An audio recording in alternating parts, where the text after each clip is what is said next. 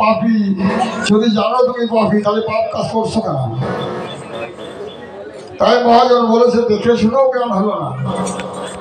দেখবেন শ্মশানে একটা মরা পোড়ায়, তাজা মানুষে মরা পোড়ায়, সে কোনো সময় চিন্তা করে না যে আমারও একদিন মরতে হবে।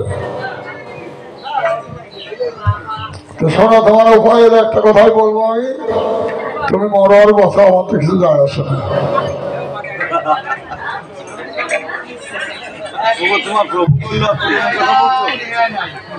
প্রভু তাই বলে তাদের না করে, তাহলে প্রভু কি করবে?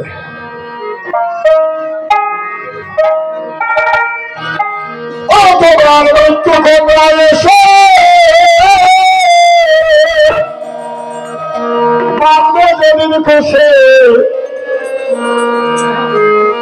কাঁদবি বসে তখন কিছু বলার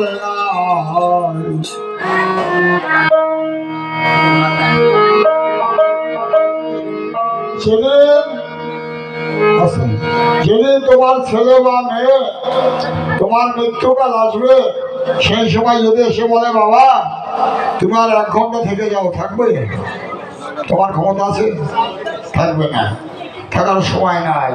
তোমার সময় বাঁধা আছে, এতদিন এই কটার সময় এই 7 দিনের মধ্যে মরবে। আমি মনে করবে গুনে গুনে 7 দিন, আর 7 দিন হচ্ছে রবি, সোম, মঙ্গল, বুধ, বিশ্ব, শুক্র, শনি, রবি, এই 7 দিনের মধ্যে মরবে। তাহলে তোমার মরণ কথা তুমি ভাবো। মৃত্যু কন্যা এসে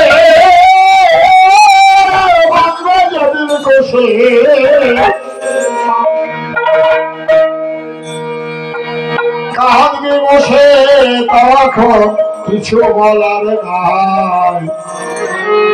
ভেবে দেখো তোমার আসলে সময় বিবেকার দোহাই। মৃত্যু কন্যা এসে বলবে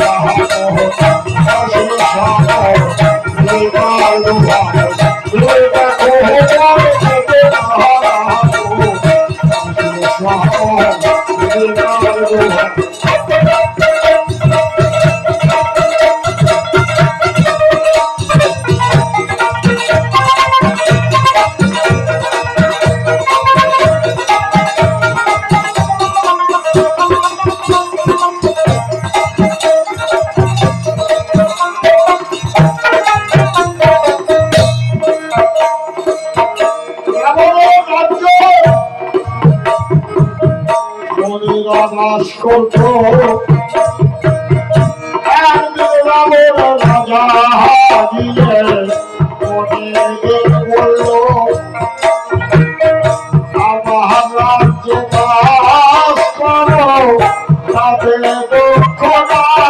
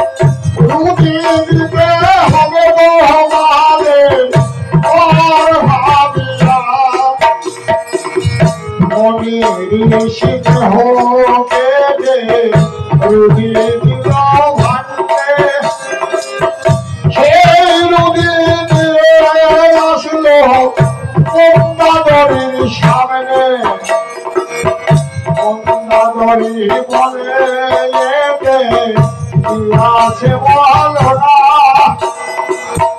বাবর বলে পিসে গেছি তুলে রাখো না তুলে রাখলো গঙ্গাধরী রাবণ যুদ্ধ করতে যায়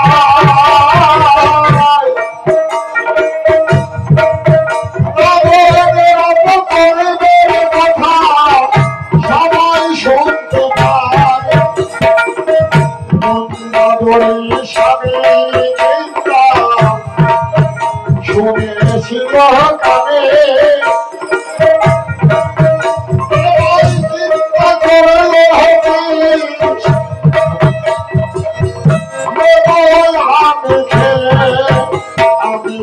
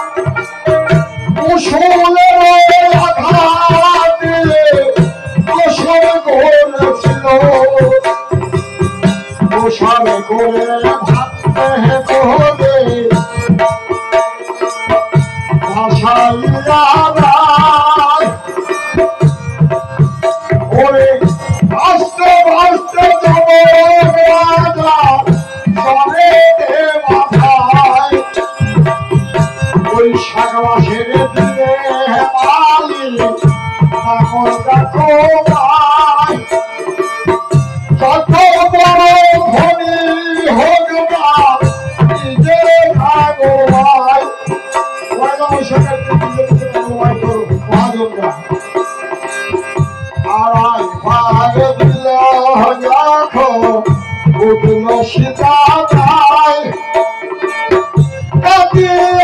উঠিল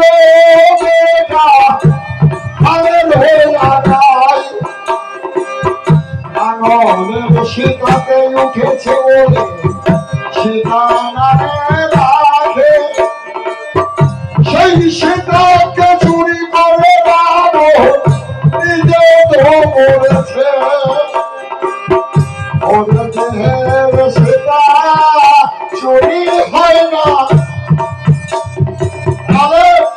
দেখো সীতা চুরি করে রাবণের মন হলো তাহলে কারো রিহাই নয়।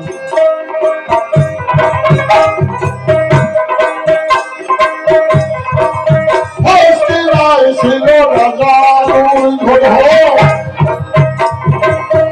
একশো ভাই তাহার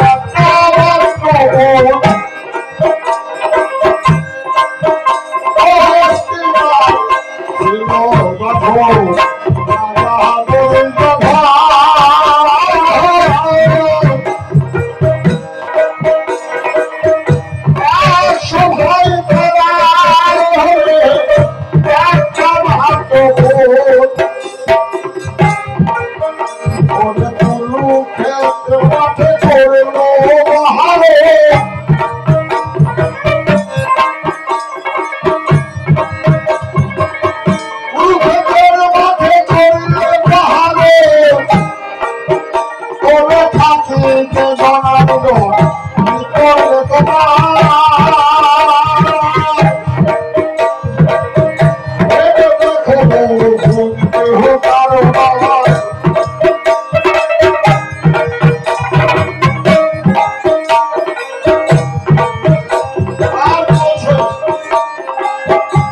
আর বল মনে করো হরিনা তুমি যাবে নাম ছাড়া গতিনাল গতিনাল গতিনাল তাই বলছে বড় হরিনাম নাম ছাড়া গতি নাই। ওটাই কবর বসে ভাবে ভাবে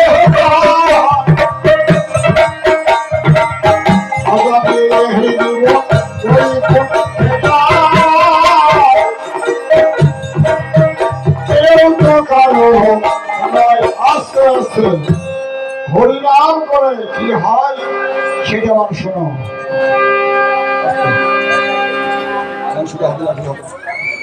এইবার ঘটনা হচ্ছে অম্বরীশ নামে এক রাজা ছিল, সেই রাজার সন্তানাদি হয় না। এইরকম সাধুদের কাছে যে বললো সাধু বাবা আপনারা একটু আশীর্বাদ করুন, আমার জমিদারি রক্ষা করবে কি, আমার সন্তান নাই। সাধুরা বললো ঠিক আছে তোমার সন্তান হবে। এবার 1 বছর পরে একটা সন্তান হলো, ছেলে সন্তান, ছেলের নাম রাখলো অমৃত। অম্বরীশ রাজা 6 কিলো রাত্রে দেখবেন মেয়েরা সব আতুর ঘরে কাটা দিত, এখন তো আতুর ঘর নাই, কাটা দিয়ে রাখতো। এমন সময় অম্বরীশ রাজা বসে আছে 6 কিলো রাত্রে, বিধাতা ঢুকছে। বিধাতা ঢুকছে যখন, এবার অম্বরীশ রাজা বললো কে? বললো আমার নাম বিধাতা। কোথায় যাচ্ছ? বললো তোমার ছেলের ভাগ্যে কি আছে তাই লিখবো। বললো লিখতে পারো, আমার ছেলের ভাগ্যে যা আছে বলে যেতে হবে। বললো ঠিক আছে কথা দিলাম বলে যাব। যে গোড়াপড়া করে দেখে ছেলের মাত্র 10 বছর আয়ু, 10 বছরের বেশি আসবে না। এমন সময় এসে বললো রাজার কাছে, রাজা আপনি সইতে পারবেন? বললো কেন পারবো না, বলো না। বললো আপনার ছেলে 10 বছরের বেশি বাঁচবে না। এমন সময় অম্বরীশ রাজা মনে মনে চিন্তা করছে, এই ছেলে 10 বছরের বেশি বাঁচবে না, তাহলে আমার কি লাভ হবে। এইবার চিন্তা করে, রানীর কাছেও বলে না, নিজে নিজেই চিন্তা করে। আস্তে আস্তে ছেলে যখন 9 বছর বয়স হলো, তখন ছেলে একদিন বাবাকে ডেকে বলছে, বাবা আমার বয়সী যারা ছেলে তারা লেখাপড়া করছে, আমাকে তুমি স্কুলে পাঠাও না কেন? বললো রাজ্য তো তুই পাবি, লেখাপড়ার দরকার নাই। বললো রাজ্য চালাতে হলেও লেখাপড়ার দরকার আছে, তুমি তোমার অর্থ নষ্ট হবে বলে তুমি আমাকে লেখাপড়া শেখাও না। এমন সময় ছেলে গলাগলি হলে হাও হাও করে ছেলের বাবা কিনে উঠলো। বললো দেখ তোকে আমি স্কুলে পাঠাইনি কেন জানিস? তুই 10 বছরের বেশি বাঁচবি না আমি জানি। ছেলে হাসছে আর বাবা কাঁদছে, ছেলে হাসছে আর বাবা কাঁদছে। এমন সময় ছেলেকে জিজ্ঞাসা করছে তুই হাসছিস কেন? বললো বাবা জন্মের খবর সবাই জানে, মৃত্যু খবর কেউ জানে না। আমি যখন মৃত্যু খবর জেনে গেলাম, আমার মতো ভাগ্যবান বলো তুমি বাবা, আমার মতো ভাগ্যবান খবর জেনেছি।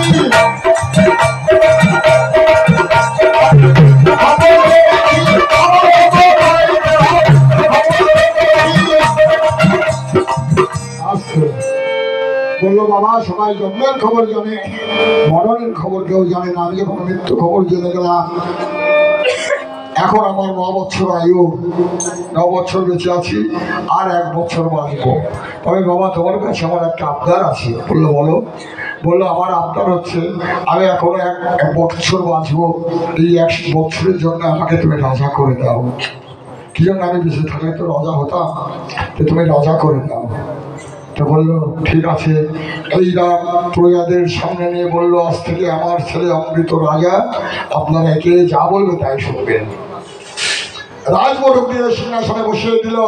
সিংহাসনে বসেই অমৃত বলল আপনারা যারা যারা কর দেন আজ থেকে আর কর দিতে হবে না। এখন চিন্তা করছে কর দিতে হবে না, কর মুকুব হয়ে গেল। যখন আমাদের কোনো কোনো লোক চিন্তা করছে আমার আয়ু থেকে যদি 10 বছর আয়ু সেটাকে দিতে পারতাম, কেউ চিন্তা করছে আমার আয়ু থেকে যদি 5 বছর দিতে পারতাম, এইসব মনোভাবনা ভাবছে। ছেলে বলছে কি কাউকে কিছু দিতে হবে না, আমি দেবো আপনাদের। আমার একটাই নিবেদন, আমি নতুন খোল করো বাল কিনে দেবো। আপনারা আমার এই সামনে আমি 1 বছর বাঁচবো, আমি সেবা চালাবো, আপনারা শুধু হরিনাম গাইবেন। তখন প্রজাগণ দেখলো আমাদের কর দিতে হবে না, খাবার চিন্তা করতে হবে না, আমরা বসে বসে হরিনাম গাইব, নতুন খোল কর দল কিনে দিলে।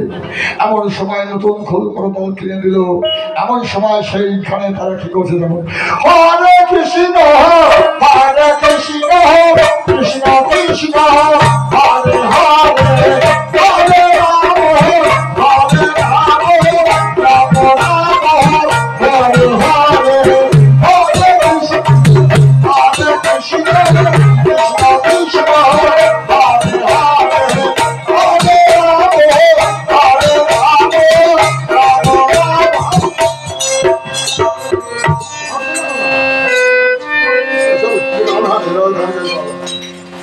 তাহলে এই নাম করছে যখন, এখন হরিনামের দায়িকা শক্তির দ্বারাই ভগবান এসে মাঝখানে বসে আছে।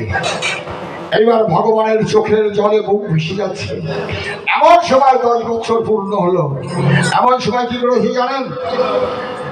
চোখের দূত এসে হাজির, এসে তাকে ভগবান বসে আছে শ্রোতার মধ্যে। ভগবানকে বলছে প্রভু এই সময় তো আপনার আসার কথা নয়, আমি এই অমৃতের জীবন নিতে এসেছি। 10 বছর আয়ু, এই দেখেন চিত্রগুপ্তের খাতায় 10 বছরের আয়ু আছে, আমি ওকে নিয়ে যাবো, আপনি কেন খাবেন? ভগবান তখন হরি নামের দাহিকা শক্তি জড়ায় চোখের জলে বুক ভেসে যাচ্ছে। এমন সময় ভগবান ডাক দিয়ে বললো দেখি তোমার চিত্রগুপ্তের খাতা। চিত্রগুপ্তের খাতাখানা যখন নিল, সামনে ধরলো, ভগবানের কাজল পড়া চোখের জলের 1 বিন্দু বসে গাইয়ে পড়ে গেল। 100 বছর হয়ে গেল, 10 বছরে আয়ু ছিল, 100 বছর হয়ে গেল, 10 বছরের আয়ু 100 হয়ে গেল।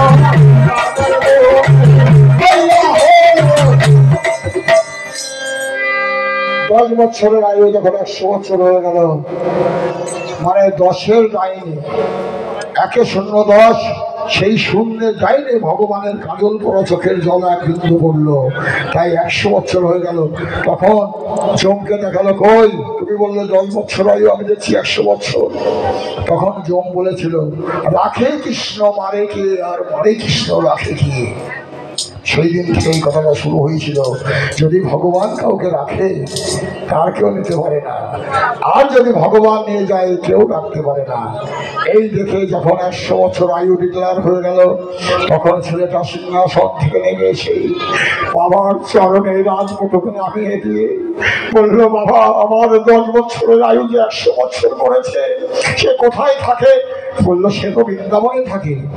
বললো তুমি আমাকে আসিয়ার ছোলা দাও, আমি সেই বৃন্দাবনে যাব, আমি ভিক্ষা করে সেবা দেব, বৃন্দাবনে আমি যাব ভিক্ষা করে